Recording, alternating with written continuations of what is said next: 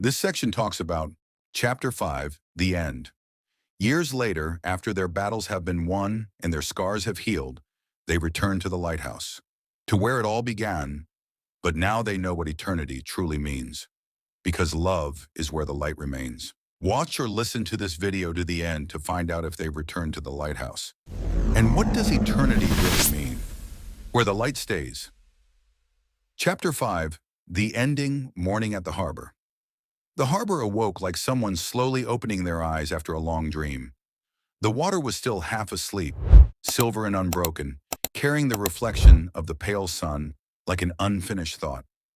Boats swayed lazily, gulls dipped and cried in circles, and the scent of salt, diesel, and baking bread from the bakery downstairs braided into the morning air. Luca leaned against the sill of his small window, the wood chipped from years of weather. Last night's applause still echoed inside him, strange and unreal. Not his applause, he hadn't played a single note, but it had seeped into him all the same, as though Maya's music had claimed him too. The room was littered with little proofs of life, negatives hanging from a line, socks on the chair, the camera sleeping in its cloth bag. His hand hovered over the strap, but withdrew. Today he wanted to arrive empty-handed, with no lens between himself and her. The phone buzzed on the table. Maya, meet me at the seawall. I brought something. Luca smiled, thumb trembling a little as he typed. On my way. The seawall. The seawall stretched like an arm into the ocean, slick with last night's rain. Maya stood at the edge, the sea curling at her feet, hair loose and wild. 3 tiny wildflowers clung stubbornly to her dark strands. In her hands, a folded sheet of music. When she turned and saw him, her whole face softened. I didn't sleep, she said. Me neither. She gave him the paper. His eyes fell on the title written in her careful hand. Where the Light Stays. Beneath it, notes like a secret language, the melody he had heard her shaping for weeks. For us, she whispered. It was always ours. Now it finally has a name. He traced the notes with his fingertip, as if they were a coastline he longed to walk. It looks, he said, voice low, like the lighthouse sounds. Patient, certain. A voice that circles back even when you think it's gone. Her lips curved, but then she opened her other hand. A small pewter pendant lay in her palm, worn at the edges, shaped like a lighthouse. My brother gave this to me when I left home. He said, wear it where the light stays. I hid it in a drawer for years. I wasn't ready then. But now, she pressed it into his hand. I want you to hold it, so I know it won't be lost. The cool weight sat against his skin, warmer from her touch. For a moment he couldn't breathe. Then I'll never lose my way back, he said. But her eyes flickered with unease. There's more. A letter came. Vienna wants me for an audition. Adrian says it could change everything. My father already called. He wants me on the first train. The thought of distance came at him like a wave. He had always known she might leave. He just hadn't expected it to feel like this. Like a piece of him being tugged out to sea. For a heartbeat, he imagined playing the noble role, letting her go with a smile. But the truth rebelled inside him. Then we'll find a way to make it work, he said firmly. You'll go when you must. I'll go when the storms call me, but we'll always return. Home doesn't mean never leaving. It means always coming back. Maya's breath caught, her eyes shining. No noble sacrifices? No pretending this will be easy? No performances of suffering, he said, reaching for her hand. Just honesty. Every day like practice. She laughed, wet with relief. Then let's set rules. Tiny ones. Human ones. Tuesday dinners, he said immediately. Postcards from every trip, she added. No vanishing, he said. Even if silence feels easier, we say where we are. And if either of us feels the other fading, she whispered, we speak it aloud. Even if it ruins the night, especially then. They hooked pinkies like children. The lighthouse beam swept across them as though blessing the promise. Meeting the father that afternoon, they faced her father.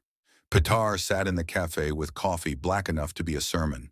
His presence was all posture and calculation, But when Maya entered, his eyes glistened with pride, quickly disguised.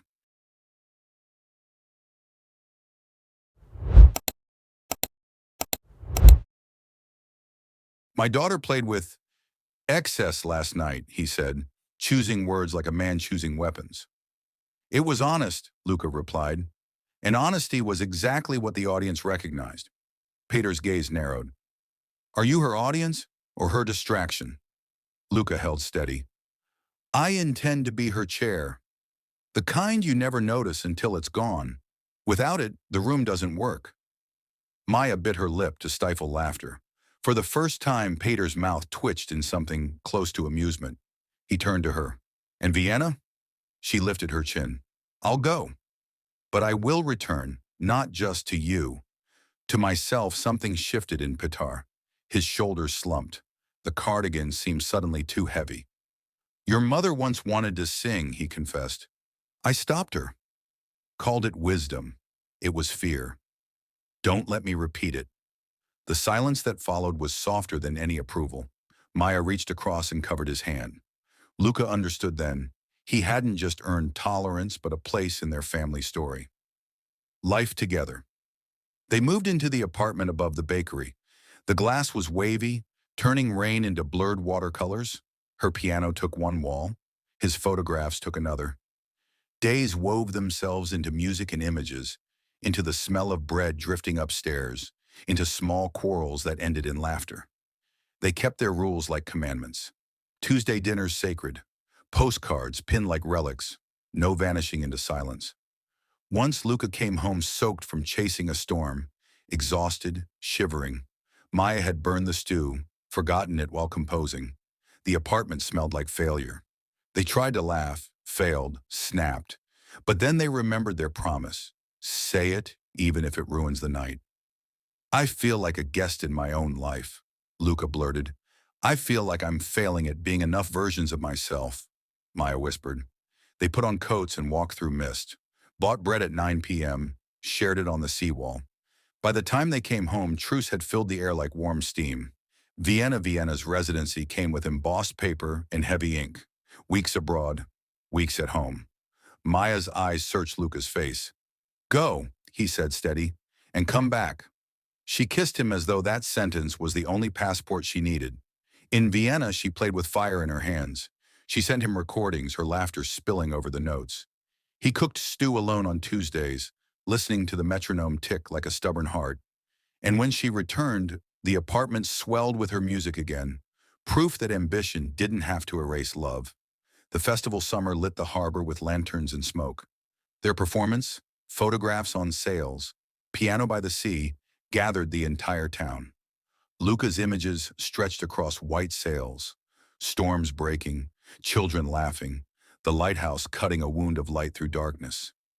Maya's music poured over it all, fierce and tender. The audience fell into reverent silence, the kind that feels like prayer.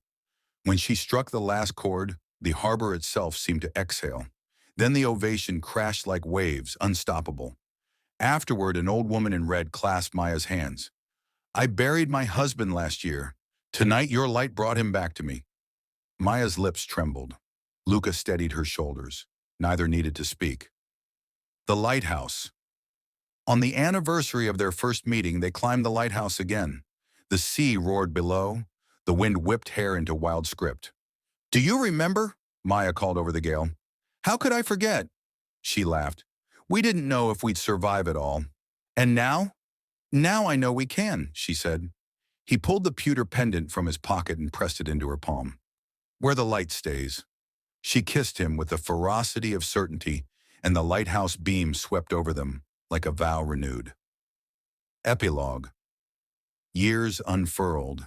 Their apartment filled with students, with photographs, with the clatter of children's laughter, and postcards that spilled from the fridge. Maya taught not only music, but honesty. Luca's work traveled to galleries, always anchored by one image, the lighthouse. Wherever ambition took them, Vienna, Paris, small fishing towns, they always returned to this harbor, to the bakery, to the Tuesday dinners, to the seawall. And the lighthouse kept turning its patient light, as if to say, storms will come, but so will the return.